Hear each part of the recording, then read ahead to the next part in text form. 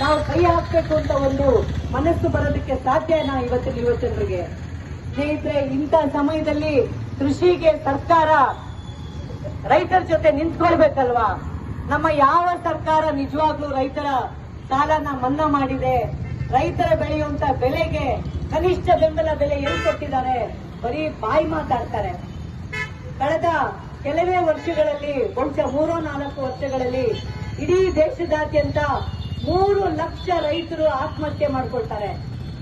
ಒಬ್ಬ ಮಹಾನುಭಾವ ಮಿನಿಸ್ಟರ್ ಮಾತಾಡಿದ್ರು, ಯಾಕೆ ರೈತರು ಆತ್ಮಹತ್ಯೆ ಮಾಡ್ಕೊತಾರೆ ಅಂದ್ರೆ ಅವ್ರಿಗೆ ಕುಡಿತದ ಚಕಾರಿ, ಅದಕ್ಕೆ ಆತ್ಮಹತ್ಯೆ ಮಾಡ್ಕೊತಾರೆ ಅಂತ ಲೇವಡಿ ಮಾಡ್ತಾರೆ. ಇದು ನಮ್ಮ ಮಿನಿಸ್ಟರ್ಗಳ ಮಾತು. ದೊಡ್ಡದಾಗಿ ವೋಟ್ ಕೇಳಕ್ ಬರ್ಬೇಕಾದ್ರೆ ದೊಡ್ಡ ದೊಡ್ಡ ಮಾತುಗಳನ್ನ ಆಡ್ತಾರೆ ಈ ಎಲ್ಲಾ ಪಕ್ಷದವರು. ಸ್ನೇಹಿತರೆ, ರೈತರ ಜೀವನ ತುಂಬಾನೇ ಕಷ್ಟದಲ್ಲಿದೆ.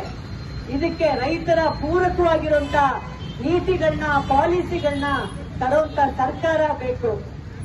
ಸ್ನೇಹಿತರೆ, ಇನ್ನು ವಿದ್ಯಾರ್ಥಿಗಳ, ಯುವಜನರ ಭಾವನೆನೂ ಭಾರಿನೇ ಕೆಟ್ಟದಾಗಿದೆ.